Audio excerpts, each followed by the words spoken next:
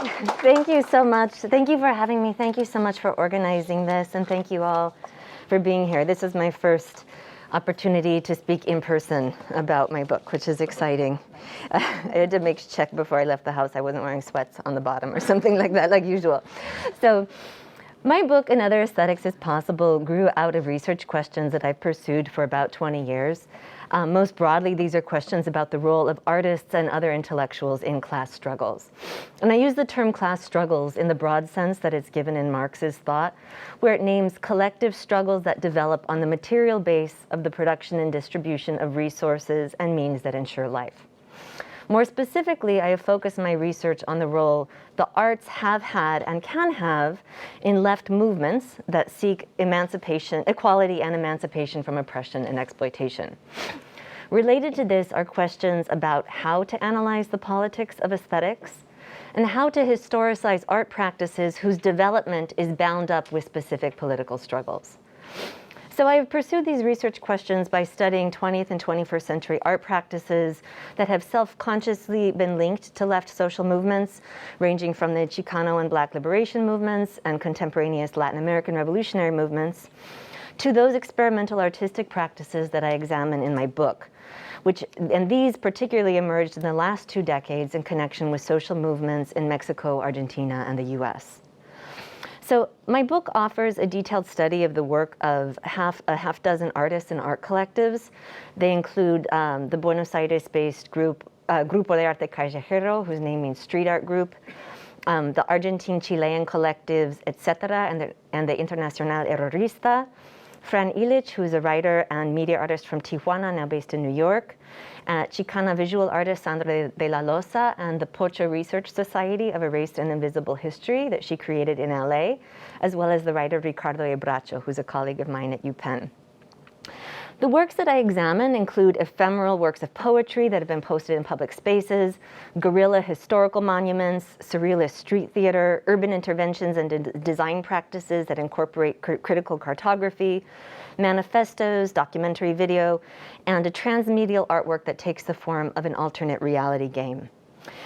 Despite the myth that art aligned with political causes tends to be formally simplistic, there is in fact an enormous drive and need for experimentation in art that truly seeks to affect how people understand social reality, as that art must be as dynamic as that reality. And I demonstrate this in my book, and I show, moreover, that the artists I discuss not only experiment within recognized artistic forms, but push beyond these forms to utilize techniques that are taken from practices considered extraneous to the arts, such as public history, direct action protest, and solidarity markets. Their experimentation also includes the creation of alternative means of producing and circulating culture, which alters the social relations this typically involves. For example, Grupo de Arte Callejero and etc. find their audiences at protests, and their work is often itself a material means to organize protests. Moreover, these artists create aesthetic and political forms that others can participate in or take up themselves and adapt. So in order to analyze these art practices and grapple with the broader questions I mentioned before about intellectuals and specifically artists' potential roles in left movements, I have drawn on the rich corpus of historical materialist thought that has theorized culture as a site and weapon of class struggle. This body of thought rejects the bourgeois myths that art occupies a realm separate from the rest of the social world, or that the most it could offer are utopian gestures or an outlet for imagination unencumbered by the determinations of daily life. Such myths obscure the use ruling classes have always made of art to secure and legitimate their power.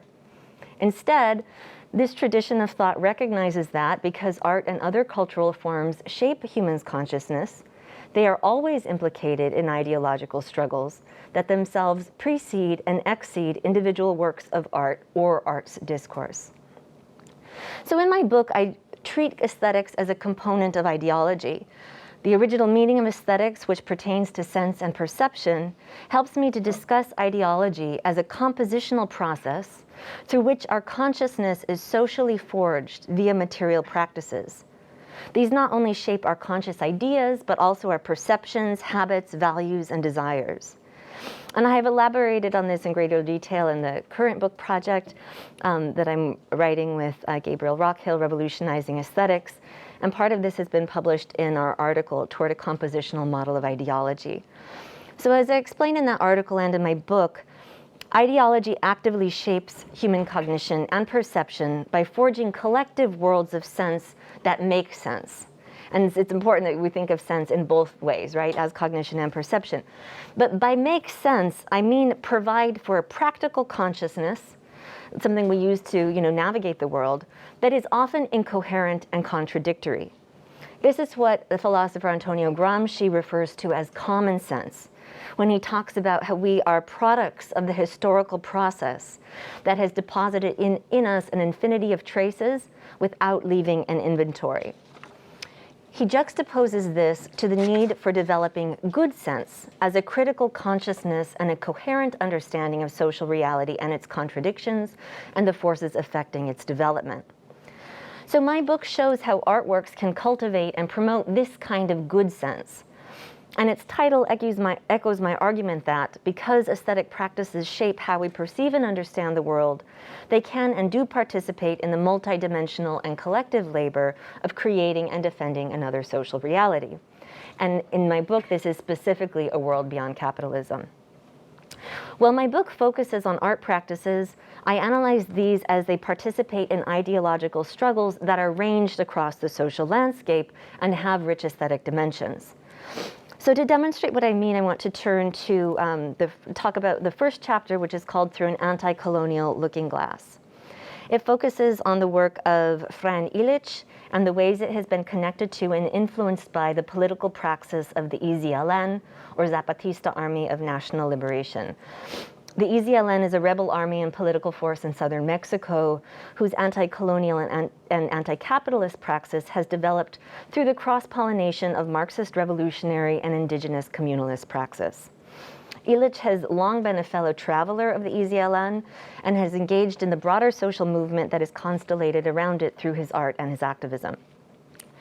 So my chapter on Illich's work is broadly concerned with the ways colonial and neo-colonial class relations are ideologically legitimated by ruling elites and liberal states. Ideas about culture and cultural institutions themselves are regularly mobilized to this end.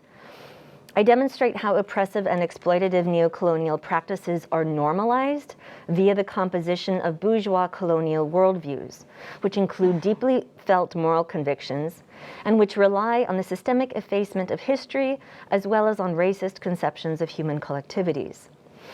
I analyze an array of anti-colonial texts and performances, but focus in particular on Illich's transmedial narrative work from 2013 that was entitled Raiders of the Lost Crown. So this work took the form of a heterodox alternate reality game. Now, alternate reality games, also known as ARGs, are networked games in which players typically work together to solve a puzzle or fulfill a series of missions. They're played out in both virtual and real-world spaces and are integrated into the lives of their players to create a sense that they are part of the real world, not a separate representational space apart from it. So to create Raiders, Illich launched a petition on change.org that invited people to join in an effort to recapture a legendary pre-Columbian Mexica or Aztec artifact that was taken from Mexico in the 16th century following the conquest of Tenochtitlan, and that is owned by an Austrian ethnology museum. The Mexican state has long called for the return of this headdress to replace the facsimile of it that hangs in its own National Anthropology Museum. Illich's petition, however, was actually a piece of literature that launched Raiders as a work of, and it served as an instrument for recruiting collaborators and creating an audience for this artwork. So as a work of interactive transmedial storytelling, Raiders unfolded over the course of several months through on and offline epistolary exchange and with both real and fictional persons, guerrilla interventions, and financial exchanges using an alternative currency and futures market that Illich created. Raiders also included the operations of a pop-up coffee shop that sold and traded coffee drinks made with coffee produced by Zapatista cooperatives. In addition to foregrounding the Zapatistas' importance as anti-colonial theorists and militants, raiders materially supported the solidarity market for Zapatista coffee, which serves as a form of economic resistance against the displacement of indigenous farmers. Now, eventually, Illich would disavow the aforementioned petition as a viable political instrument and provocatively suggest other approaches that the Penacho support network might take, including stealing, buying, or destroying the headdress, or having the Austrian Museum create a kind of chapel for it that would facilitate living Nahuatl religious practice. Essentially, the mission to repatriate the headdress was a plot device within a wily, semi-fictional narrative that includes a fierce critique of the Mexican state's claims upon and representations of indigenous Mexican cultures. So as part of Raiders, Illich created this postcard and planted it at the World Museum in Austria, where the famous headdress is on display. The postcard included the museum's logo on its back, giving the impression that it was official merchandise. And he actually, planted it in the museum and its gift shops, etc. To create it, Illich appropriated the copyrighted image of the headdress that is owned by the museum, which charges for the use of its image. But the title that Illich gave the image radically reframed the normalized practice of Western museums of exhibiting the looted culture of colonized people. The work's implicit invocation of the Nazi Holocaust throws light on the very uneven recognition and memorialization of genocide by imperialist states and in international law. And in this way, it recalls Aimé Césaire's famous assertion that representations of Nazism as an exceptional barbarism exemplify a kind of racist pseudo-humanism in their implicit disavowal of the violence Europeans unleashed on those they colonized. So the anti-colonial representations put forth by Illich, the EZLN, and others rectify bourgeois colonial ideologies, both by exposing their presumptions and provinciality and by composing alternative worldviews. The critical effect of Souvenir of the American Holocaust stems from its juxtaposition of competing worlds of sense-making. On the one hand, the composition of colonial common sense via state museums' exhibitionary practices. On the other, an unauthorized intervention that situates such practices within the history of indigenous genocide and dispossession, which also negates intellectual property claims upon looted culture. The internationalist perspective these anti-colonial representations offer is, in fact, more comprehensive than the bourgeois discourses they critique because they actually account for the social totality, including the colonial undergirding of the global economy, as well as histories that are expunged from or whitewashed in colonial progress narratives. For example, in Raiders, a proposal to the players that they waive rent payments owed by the Austrian Museum for its commercial use of a looted headdress becomes an ironic allegory about the colonial character of capitalist debt and property regimes, and a proposal for a true anti-imperialist accounting of accumulation at a global scale. Now, to return to some of the broader questions and methods that animate my writing on art and culture, one of the important aspects of the historical materialist approaches in this field is a concern with the material basis of cultural production and the social relations this entails. This means not only considering the politics of representation and form, but also asking questions such as who, or more precisely, what class, owns the means of producing and disseminating culture? How is intellectual labor exploited and disciplined, and to what ends? How are cultural producers situated in class relations and other social hierarchies? And how does this social position bear upon the politics of our work? One of my current book projects, Revolutionizing Aesthetics, takes these questions on in a more comprehensive way than I have in earlier work, but they also very much informed my arguments in Another Aesthetics is Possible. So to better explain this kind of line of inquiry, I want to turn to an example from my book's second chapter, which is titled Historiographers of the Invisible. It focuses on the work of Sandra De La Llosa and her Pocho Research Society. This is a picture of Illich, but this is Sandra. So the term pocho is a Mexican slang term that is commonly used to denigrate people of Mexican origin living in the US for having assimilated to dominant US Anglo culture. By using this name, De La Llosa playfully lays claim to a social position that is denigrated vis-a-vis the hegemonic national cultures of the United States and of Mexico. But rather than taking Pocho or any other Latinx identity as a given entity, their work historicizes Chicanx and Latinx immigrant experience by addressing the social forces that shape these, including colonial conquest, US imperialism in Latin America, profit-driven urban development, and racializing criminalization and displacement. Now, much of the Research Society's work has consisted of guerrilla interventions in public spaces with what appear to be official historical markers. These are actually unauthorized counter-monuments that contest both the social relations of production and this typical social function of official historical monuments. Official historical monuments typically function to naturalize an extant socio-spatial order. Like other public artworks, they are conditioned by state and corporate control over public space and are sometimes even used to expand this control. By contrast, the Pocho Research Society models a direct action approach to producing public history that defies this exercise of control over public space, while insisting that the production of history should not only be the domain of credentialed experts and state bureaucrats. Moreover, by producing a field guide that encourages its readers to themselves become guerrilla historians, De La Llosa further suggests that historical production should be democratized, even if this must happen somewhat clandestinely for now. Now, because of the way the Research Society reconceptualizes both the practice of historical production and the object of the past with which it's concerned, their work brings into view social conflicts and agents that are regularly expunged from dominant histories about Los Angeles. This is an image from their very first series of interventions, which they created in 2002, that was titled Operation Invisible Monument. Here you can see a plaque that they installed across from Placita Olvera in the El Pueblo de Los Angeles Historical District in downtown LA. So they placed their plaque on a state monument, which is the state monument is the brick monument. And their plaque appears almost like it were a footnote to the official plaque.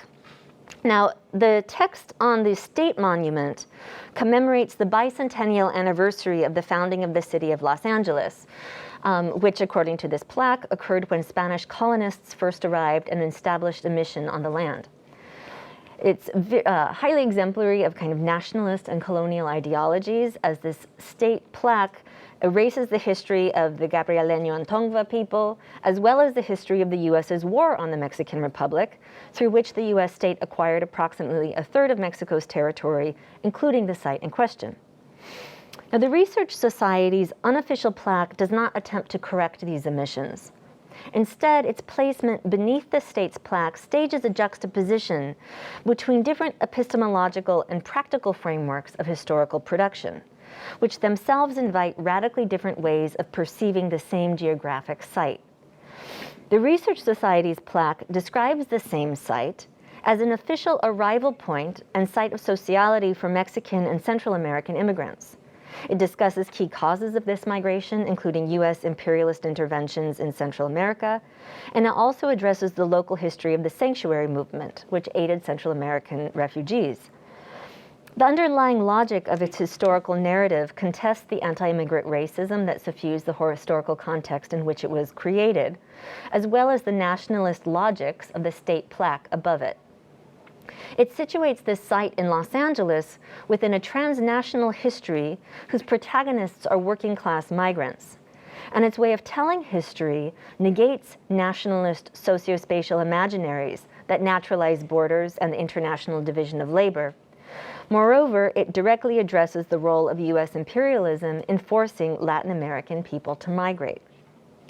So ultimately, my study of the Pocho Research Society shows that historical representations are a key ideological terrain for conflicts over the production and, over the occupation and control of space. As a result, the social relations that historical production entails are intimately related to those involved in the production and management of space.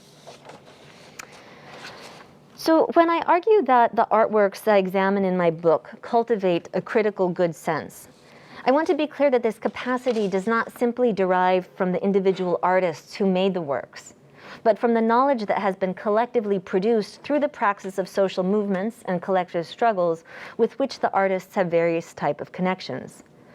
The artists have been linked, the artists I write about have been linked to, respectively, the grassroots human rights movement in Argentina, the anti-globalization movement, opposition to imperialist US-led wars in the Middle East, anti-displacement struggles in LA, and Zapatismo.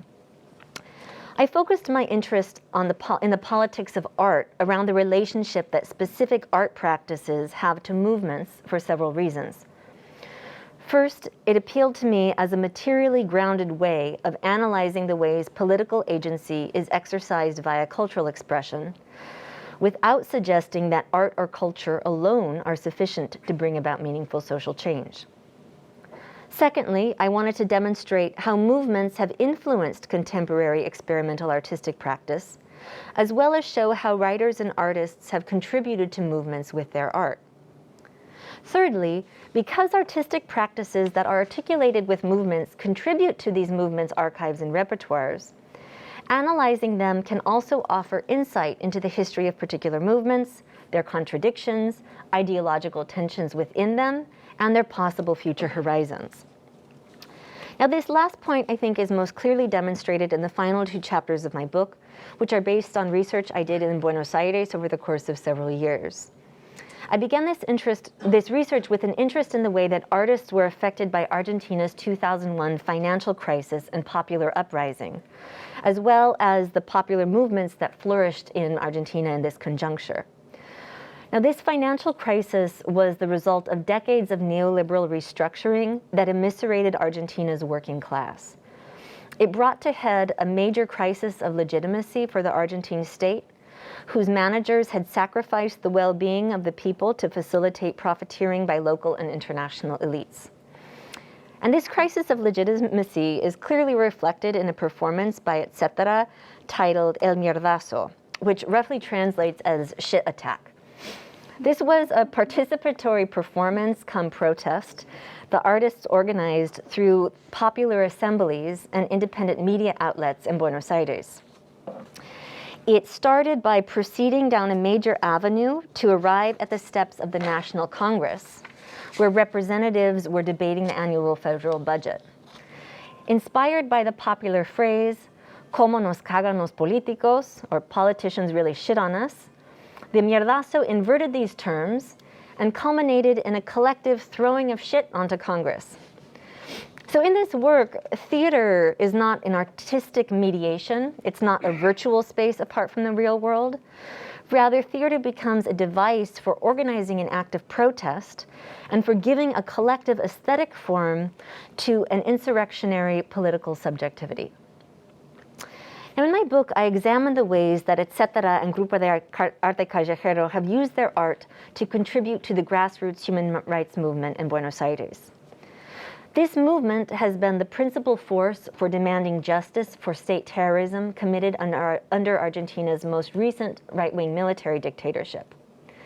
Like other right-wing authoritarian regimes that took power across the region in the 1960s and 70s, the military junta in Argentina enjoyed the support of the US state and US-based capitalists, as well as the local ruling class. It used kidnapping, torture, and forced disappearance to attack leftists and worker movements, and to prevent popular dissent as it pushed through anti-worker economic reforms that constituted the beginning of Argentina's neoliberalization. While on the one hand, Argentina's human rights movement has been a key force for condemning ruling class authoritarianism and violence, it is also marked by the contradictions of liberal human rights discourse and practice. The human rights regime that rose to global prominence in the 1970s largely marginalizes questions of economic justice and condemns the counter-violence of the oppressed. Through its use in transitional justice, it has also served to restore legitimacy to liberal states and ruling elites following periods of state violence. I show how it has in certain ways lent itself to counter-revolutionary ends and to the consolidation of neoliberal hegemony by promoting a defensive politics of individual rights and effacing the structural violence of exploitation, as well as histories of anti-capitalist struggle. And this allows me to demonstrate that Argentina's grassroots human rights movement is a site of intense ideological struggles in which these artists have engaged through their art. So GAC's work in the human rights movement includes guerrilla interventions in public spaces that mimic official street signage and tourist maps. But these actually orient their viewers to buried histories that contest the state ideologies of national reconciliation that have been promoted in the wake of the dictatorship's end. GAC's work includes signage that identifies former clandestine torture centers and signs that identify the homes and crimes of persons who were involved in state terrorism. The latter function as part of exposure protests that are known in Argentina as escraches. Escraches are an important tactic the human rights movement developed to build a social condemnation of state terrorism in the face of a state policy of impunity for its authors. GAC's work has circulated so widely in escraches that their design, juicio y castigo, which means trial and punishment, has attained an iconic status vis-a-vis the human rights movement. Now, this is an image of GAC signs in an escrache of police responsible for the assassination of 2 leaders of the unemployed workers movement in 2002. The circulation of designs that were originally popularized to denounce crimes of the military dictatorship in the 1970s reworks their anti-authoritarian symbolism. It counters the notion that politically motivated state violence is unique to authoritarian regimes and reveals it to also be a constitutive feature of liberal governance. That is, an expression of the bourgeois state's function of crushing challenges to capitalist profiteering. Now, etc. created allegorical performances both within and as escraches, using these as an opportunity to advance particular narratives about Argentina's recent political history. For example, this is an image from a nighttime performance, an escrache, that the artist staged in front of Argentina's National Museum of Fine Arts. Rather than denounce military officers, who are often the objects of the escraches, this work focused condemnation on a powerful arts patron and trustee of the Museum of Fine Arts, Nelly Blaquier. She is the principal shareholder of the Ledesma Corporation, whose president, Blaquier's ex-husband, has been accused of complicity in the disappearance of employees of this corporation during the dictatorship. The symbology of Etcetera's performance connected this history of using state terrorism as a form of labor discipline to the Ledesma Corporation's ongoing abuse of workers via the poisonous emissions that its facilities emit. This is just one example of how Etcetera and GAC have utilized tactics and discourses developed by the human rights movement. As I demonstrate in my book, they push human rights discourse towards a more comprehensive accounting of violence, including the violence of the post-dictatorship liberal state and of capital's destruction of the biosphere. Ultimately, I underscore the need to move beyond a human rights framework in order to address what Engels refers to as social murder, that is, the routinized destruction and degradation of the lives of proletarians that is the rational consequence of elites' dispossession and exploitation of them.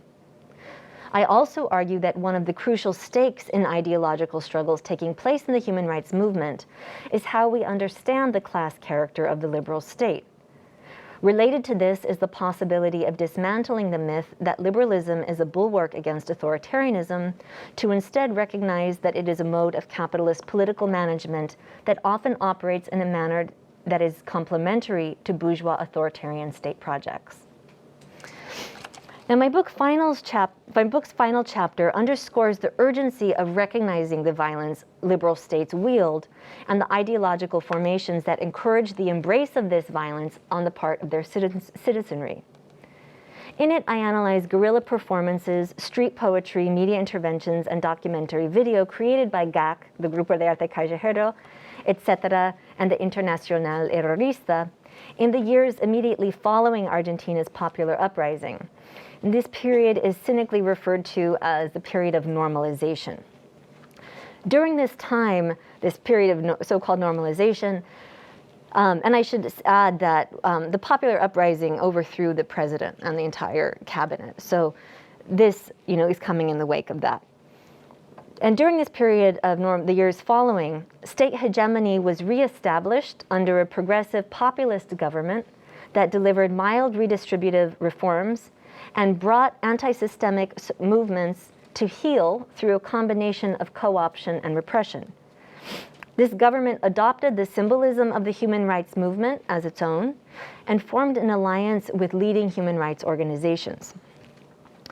In one very controversial performance, the artists of Etc. openly criticized the state's appropriation of the human rights cause. They satirized a solemn state ceremony in which the president apologized for the crimes of the dictatorship and did this performance at the ceremony. A poem that the artists distributed as part of their performance critiqued this ceremony for whitewashing the routine violence of the bourgeois liberal state. Now, this is one among a series of works I analyzed in which artists interrogated the two sides of so-called normalization. On the one hand, the repression of working class movements and communities under the sign of security, and on the other hand, attempts to redeem the bourgeois state and cast its managers as saviors of the people via various forms of political theater. Now, a series of provocative works by the Internacional Errorista situates local forms of pacification within the context of the class warfare being waged on a global scale under the aegis of the so-called War on Terror. The War on Terror is, in essence, a war for capitalist accumulation. In its shadow, elites have aggressively enlisted anti-terrorism laws as a means to expand global capital's control over peoples in space. And anti-terrorism laws expand state power, criminalize opposition to the dominant order, and remodel people's expectations about political rights and social freedoms. The US government, the UN, and international financial institutions promoted the passage of laws similar to the US Patriot Act across Latin America, while the US used the threat of terrorism as an alibi for reinforcing its long-standing imperialist militarism in the region. Now, after Argentina passed anti-terrorism legislation in 2005, the artists of Etc. created the Internacional Errorista, styled as a kind of surrealist send-up of a guerrilla cell. Their anti-realist aesthetic enables their critique of terrorism discourse. Now, this discourse itself produces terrorism and terrorists as epistemological objects, while serving to manage perceptions of the violence waged by liberal states. The errorist's visual appearance is a composite of images circulated by corporate states and media to produce the figure of terrorists and their cognates, like guerrillas, gangs, and criminals. By parodying this constructed image and critically reframing the reactions that they provoke, the errorist's work renders visible the symbolic production of enemy subjects in order to address the social control function that this serves. Now, in 2005, the errorists took part in protests against the Free Trade Agreement of the Americas and against the US-led wars in Iraq and Afghanistan. These took place in Mar del Plata, Argentina, on the occasion of the 5th Summit of the Americas and George W. Bush's related visit to Argentina. Passers-by who saw the errorists posing with their cardboard weapons called the cops to report the threat of armed members of the unemployed workers movement, known as piqueteros. The artists captured their encounter with the cops in a hilarious documentary video, which is actually available on YouTube. And this video depicts a spontaneous social performance in which the cops and the spectators are unwitting actors. Yet it is composed like a Brechtian play, whose structure enables a critique of the social script that is produced by securitarian politics, and that enlists people to play the role accorded to their social position. While the perceptions and actions it depicts could be understood as errors, like the error of mistaking these people for piqueteros, they were in fact results of a policy of pacification that criminalizes the poor and political dissidents and incites fear-induced fidelity to the bourgeois state. Crucially, the video shows how the criminalization of a workers' movement and of anti-globalization activists in Argentina fits into a larger picture of global class struggle, as it was overdetermined by US-led global anti-terrorism politics and by efforts of transnational capital to expand neoliberal economic policies in Latin America in the form of the FTAA. So this is among a series of works I examine that critically address the power of security ideologies to foster a fidelity to the police state in the place of class consciousness. They demonstrate how the bourgeois state's practices of pacification not only serve to repress, but also work to consolidate citizen subjects via these subjects' active disidentification with the popular classes and dissident movements that the state has criminalized. To demonstrate how the local and national histories I address in my book are, in fact, connected histories, I situate them within a broader cartography of contemporary class struggles in the Americas since the rise of neoliberalism and globalization in the 1970s. And I focus more specifically on the time period since the end of the 1980s, which the Zapatistas refer to as the Fourth World War. This phrase acknowledges that the Cold War was in fact a hot war for colonized and neo-colonized people, and the fact that the contemporary class warfare of elites constitutes a serious threat to the future of humanity and other life on our planet. By historicizing different social movements and popular uprisings as mediated forms of class struggle, and showing how class struggles unfold at multiple geographic scales, I demonstrate how, for example, movements addressing the dispossession of Mexican peasants are related to those protesting the immiseration of Argentine workers, and those contesting the racist criminalization of immigrants and working class people in Los Angeles and in Buenos Aires. So I think, it makes perfect sense that these are connected histories insofar as the capitalist world system is precisely that, a world system, and also because I'm writing about a historical phase in which class relations have been transnationalized. But it was also important for me to demonstrate these connections in order to argue that we should see these contemporary movements, uprisings, and their allied artistic practices as forming part of a transnational anti-systemic tendency rooted in global class struggle. And I wanted to do this because so often dominant representations of contemporary popular movements and uprisings make them seem like local and temporary interruptions of business as usual, or just as footnotes to liberal progress narratives whose protagonists are ultimately state actors. So in closing, I just want to mention some lingering questions that I have about theorizing the role of art in anti-capitalist struggle. I think that there is a danger in treating politics as a matter of expression, or even simply a matter of mobilization, when in fact questions of organization and socialist strategy are essential.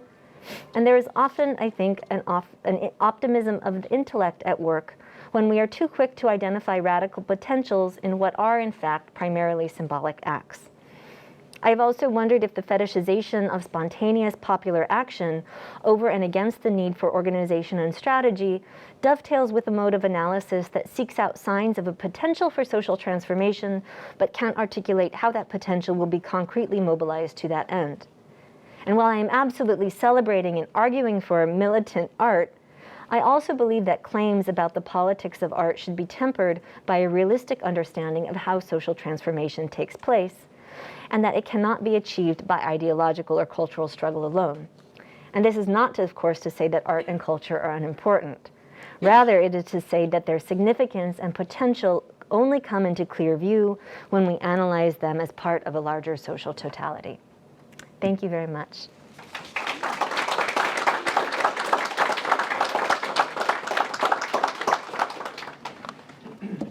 Thank you, Jennifer. Yes, thank you. You gave us a lot to think about. So I imagine there's a lot of thoughts around. So can I open up the discussion to questions?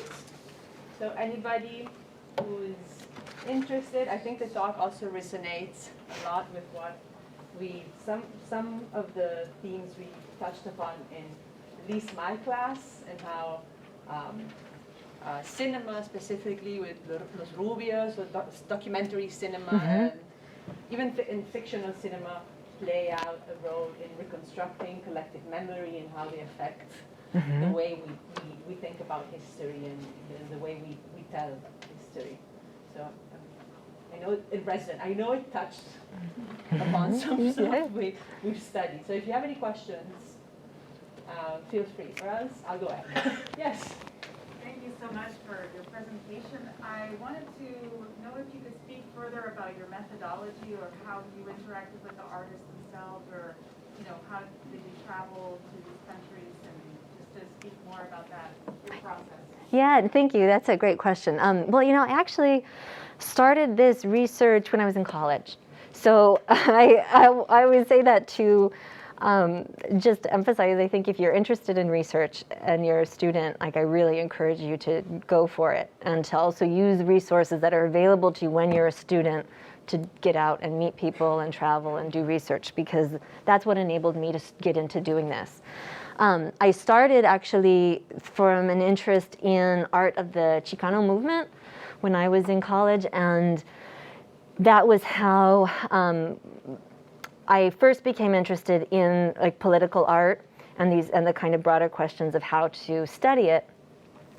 And at that point, it became quite quickly important for me to speak to artists about their work and not just rely on secondary art historical scholarship.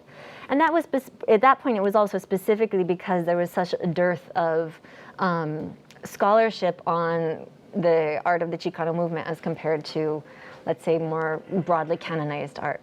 So I started interviewing artists, and a lot of people I interviewed, maybe 80 artists in the US, and then that way kind of began to both get a sense of the broader questions that I was really interested in.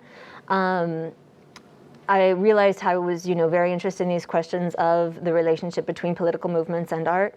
And then I also, by meeting lots of people, began to figure out to narrow down which artists I was really particularly interested in. And that's how I met Sandra De La Llosa, how I met Ricardo Baracho. Then at one point, I became, I wanted to find, I think, different types of paradigms for talking about the politics of art that I wasn't necessarily finding in certain contexts for talking about Chicano art, which tended to privilege cultural identity as the way of speaking about the politics of this art. And I was looking for other paradigms. I was partly where I ended up doing research and spending a lot of time in Latin America, and first in Chile and then in Argentina, later in Mexico and Brazil.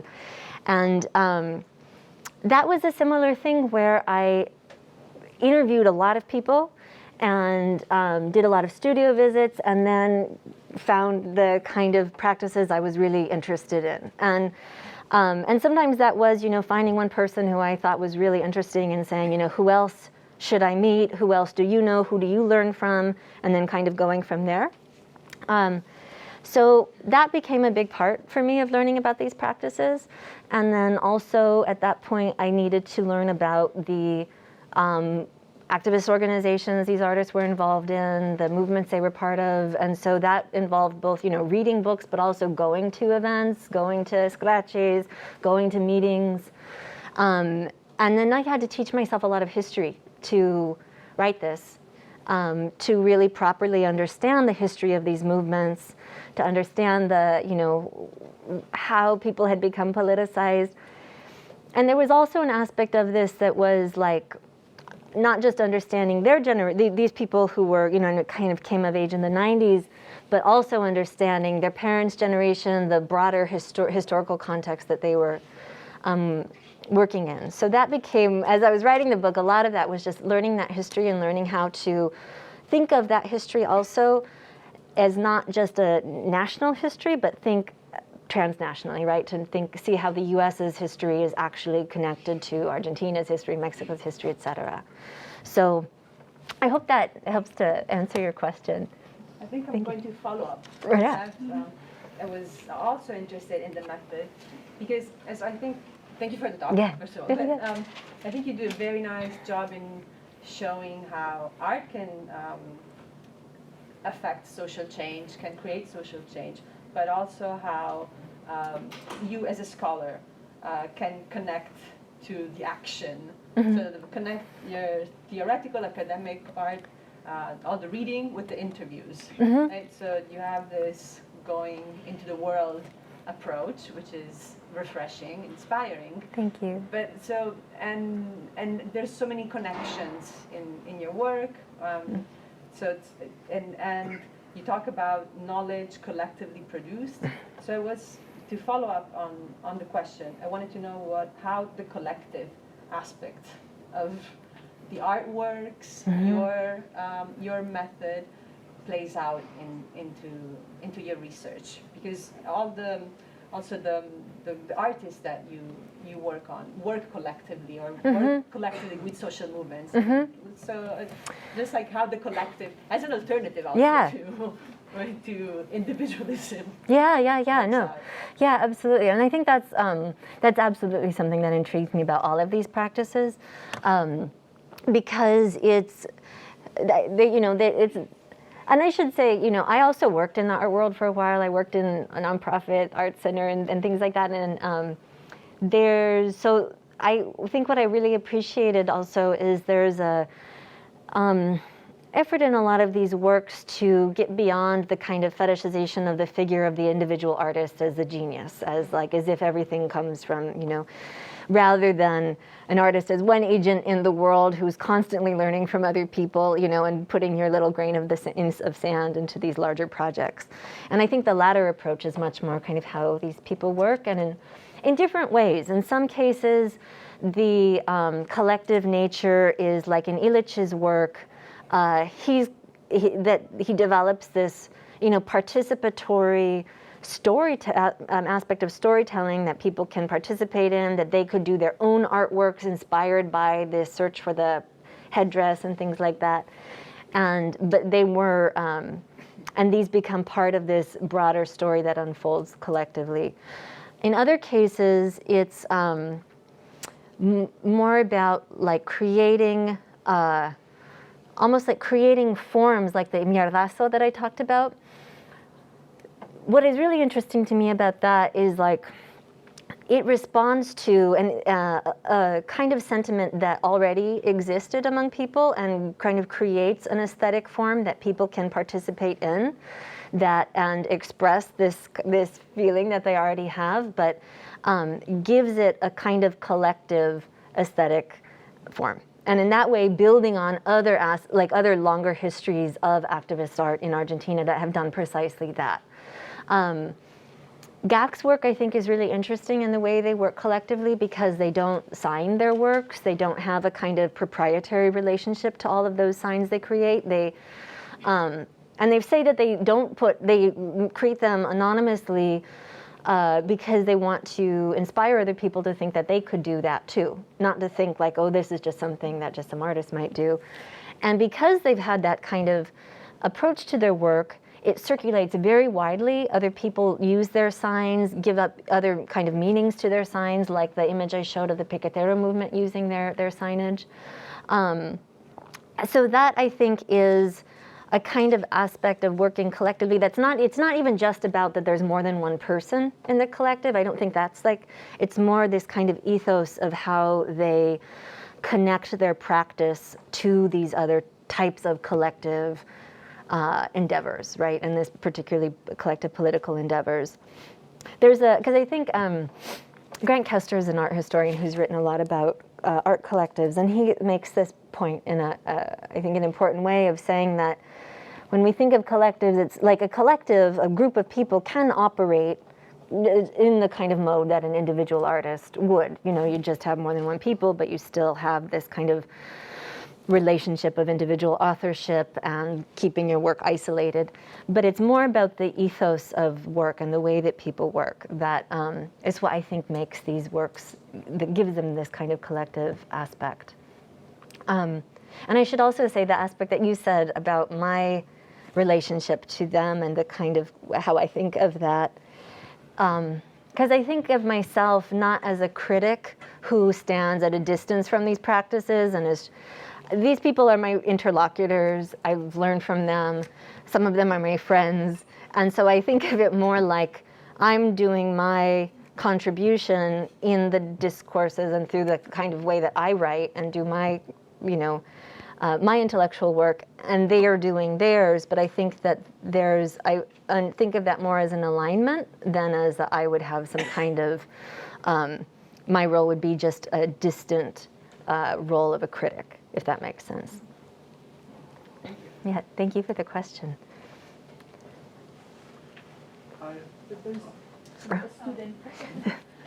Hi, this was a really great presentation. Thank you. I'm actually an art history student, so I always love seeing how people who aren't like traditionally in the field of art history approach art. So a ton of the works in your presentation are more like guerrilla work.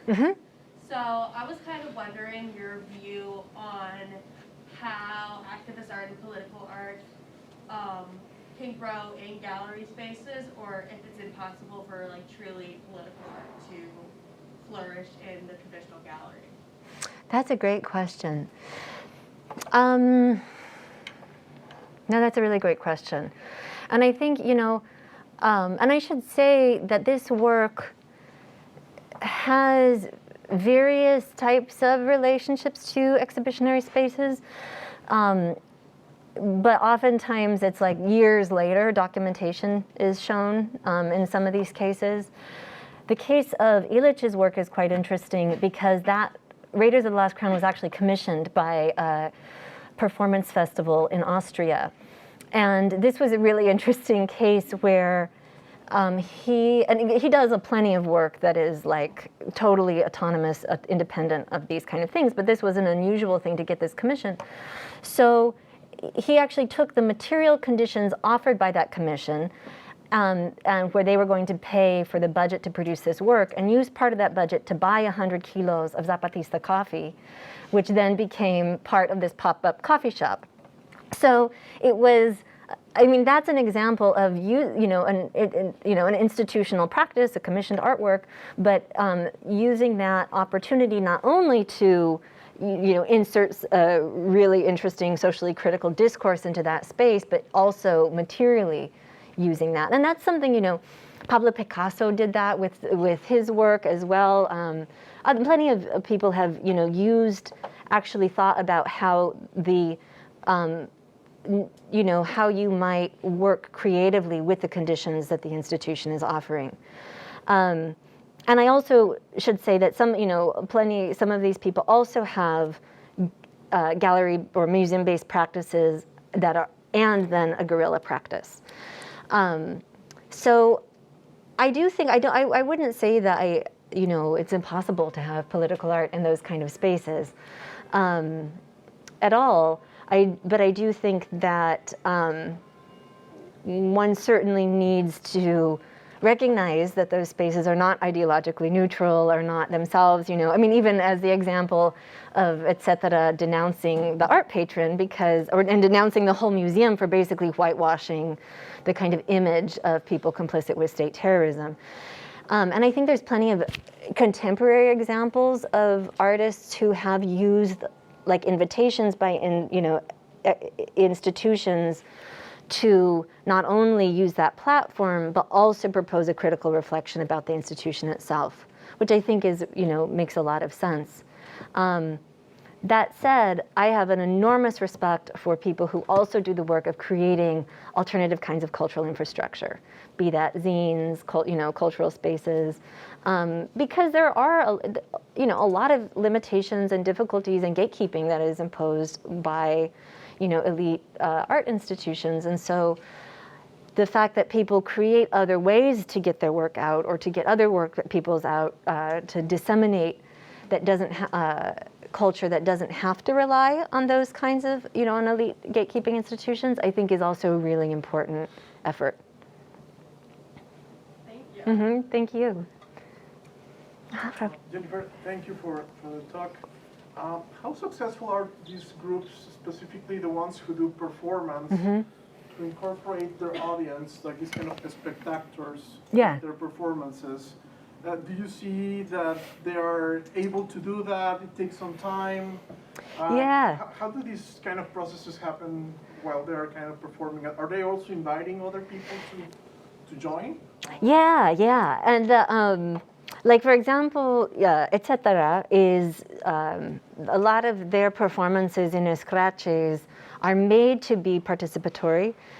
They really, like, they're working in the kind of theatrical traditions of Brecht, but also Augusto Boal. And specifically, he's a Brazilian theater practitioner and theorist who specifically was theorizing this idea of destroying the demarcation between performer and audience and turning the spectator into a spectator, right? Like who also who's also part of it. And so a lot of their theater is aimed to do that, and I think does that. Like the Mierdazo is a great example of that, where they're a small group and they got tons of people to participate in this action, and they, widely disseminated this call to collect your shit and bring it to the Congress, and they had all people of all different ages. They said, senior citizens really turned out for this. So that was one example, and where they, used like the popular assembly movement as a way of getting people to participate. And then some of their performances are also meant to basically like get people more into the act of, like, and these happen in escraches, right, which are these, as I mentioned, these public protests that publicly denounce people who've been complicit in state terrorism. And so they would do these performances that are really meant to kind of heighten that participation of people in that act of denunciation, where there'll be like a climax to the performance that is meant to get people to participate in whatever the yelling or the action, and then also in the action of throwing red paint on the home of the people who are being denounced. And they describe it as like, they've described some of these as, they think of their theater as a catalyst for protest, as a kind of way that it's appealing to people's emotions, but specifically in a way that would channel those towards this kind of act of denunciation. So I think, and I think part of the reason why they're successful in doing that is they're really funny, they're really iconoclastic, they're, do things like the Mierdazo, these kinds of, and I should say, I mean, that's like a very particular aesthetic choice to make in actions like an escrache that is about a history of 30,000 disappeared people. They never have a kind of solemnity about it, and they never focus on talking about the dead as victims. They're much more, they have a kind of body raucous sensibility that always keeps the focus on the perpetrators and is never about a narrative of victimization. And I think that, to me, is also a very ideologically powerful move, but I think also something as to why people would want to participate. Yeah, but thank you for that. I have a question. First of all, thank you so much for being here today, but I was wondering, within that same sort of field of thought of getting more people involved in the scratches and different performance art movements, I was wondering, how in your research have you seen it be amplified through social media and a more wide reach that you can have? And then also on the other side of it, has that created sort of dangers for the artists in any way? Because they are talking about specific people who are being helped. That's a really great question.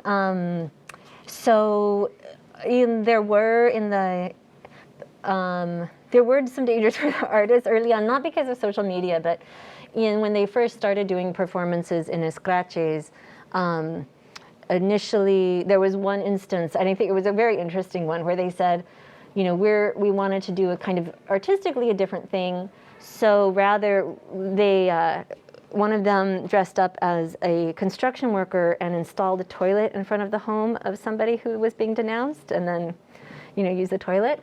And that was, the cops really repressed this escrache, arrested some of the artists as well as some of the activists, broke somebody's arm.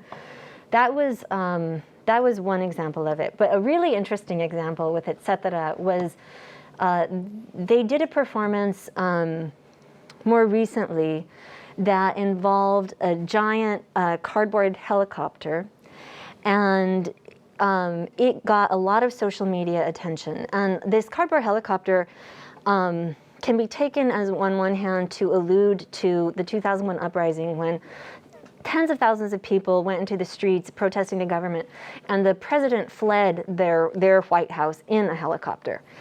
And this was picked up, this performance that they did was picked up in social media and then by the national news media, and accused them of being insurrectionists. And I mean, it was this kind of totally absurd thing, but you know, very indicative of the kind of, I guess, a kind of criminalization of opposition to the government at the time. This was under the right-wing government of Mauricio Macri. And so this image, there was this whole myth created about a helicopter club of these insurrectionists who were going to overthrow the government based on this image of their protest action. And they had, they ended up having cops just stationed in front of their house on a permanent basis. They got death threats. But it was something that it was a kind of exemplary in a way of like, there's this way that their work with the Internacional Terrorista, it's like they put these images out there. And part of what is so interesting about the work is how people respond to them. And then how they can reframe that response to give you a sense of like, what's going on here? Why is protest being criminalized? Why is there this, you know, crazy media narrative about some made up guerrilla or whatever? And so then they took all the media coverage of their helicopter club, of this imagined thing, and made their own very funny video about it, right? After having like obviously lived through the, you know, the difficulty of having this happen. But that was one instance where it was, you know, like the media narrative around that work really took on its own life. Yeah, no, thank you for the question. Yeah, hi. Really enjoyed it and learned very much. Thank you. I was just wondering if, closer to home, if you knew of any such groups here in Philadelphia, and if you do, if they're using some of these same techniques. You know, I asked because it would be great to be able to participate or support them in some way. Yeah, gosh, that's a great idea. Great question, but well, you know, one of the artists who I write about is at Penn now. His name is Ricardo Baracho, and he's doesn't do the guerrilla work generally, but he did participate in the Pocho Research Society with those historical plaques, and is actually producing a really interesting experimental video that'll be shown in December. So he's an artist who I really think very highly of. But I have to say, I'm kind of drawing a blank right now. I've been in this cocoon of, you know, being on the tenure track, and so I haven't been gotten to know as much about Philadelphia as I would have liked to. Though I'm sure that there are. I just haven't done that kind of research, unfortunately. But if I do find out, I'd be happy to, you know, be in touch, because that is something I'd like to find out myself more about. Yeah, I have another question. You said that you have been working on this for 20 years, and I think over a period from the 70s. So my question was more about if you see any change in the evolution of these movements in the last 10 years after the crisis, in terms of the political statements that the groups were doing, or it was an evolution that it was more or less the same, or how do you know? Yeah, I mean, well, I think, you know, when you look at the period from comparing, were you asking kind of about comparing the period of the 70s and 60s to the more contemporary? Or even the 90s, and because a lot of the works that you were showing were in the beginning of the century. I was wondering if, because the political context now is very different, yeah, right, from that period. So I was wondering if now, you know, you saw something different in terms of the political interaction in the art. Yeah. Well, in the case of, I write about that, I write the most about that change in the case of Argentina. And that, because of what was really interesting to me was the sort of shift from a period of the uprisings and there, this real flourishing of these kind of popular movements to a period of Kirchnerism, where you have the kind of a progressive government that in some ways really took up a lot of that space that movements previously had been the protagonists of. And one of the shifts that happened, that was very interesting to me, was these kind of splits where some groups took very different positions vis-a-vis the government in that context, and where, for example, some became much more allied with with this more progressive government, and there were even like artists who were doing kind of state-aligned projects around, and this, I should say, this is also in a context where there was, fierce opposition as well to this government, so some people felt like the most important thing was to defend it, and others, and that was like, more like GAC's kind of line, whereas others felt that it was important to maintain a leftist critique of this government because it was somewhat more progressive, but was still a kind of bourgeois government. So that was a very interesting type of split, which of course then became, then when the right came back into power, it's something that some people felt even more strongly about defending the kind of progressive state project.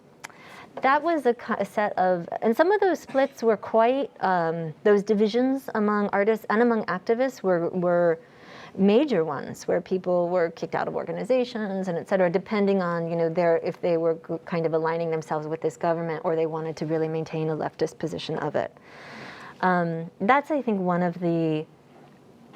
to me, one of the more interesting kind of examples of that. I think that there's also this, if I were to say just some of the differences I see thinking of them in relationship to earlier movements or artistic movements allied with left projects, is that, none of these people are in political parties. There's a type of a more embrace of autonomous movements rather than, let's say, like a leftist party with a kind of central organizing strategy. And I think that's a big difference that you see between the more contemporary practices and those of their parents' generation, right? Which is symptomatic of larger shifts, I think, in left politics in the region. Ones that I don't think necessarily should be celebrated, but they are that's what they are. So I think that, to me, is also a much larger shift, as well as this thing I mentioned, a kind of interest in spontaneous actions and the kind of spontaneous power of the people, and that becomes a real focus, I think, rather than a kind of more on organizing. So I think that's a shift I also see in the broader history. Yeah, thank you. I think if there are no more questions, we are going to thank Thank you so much. Thank you all so much.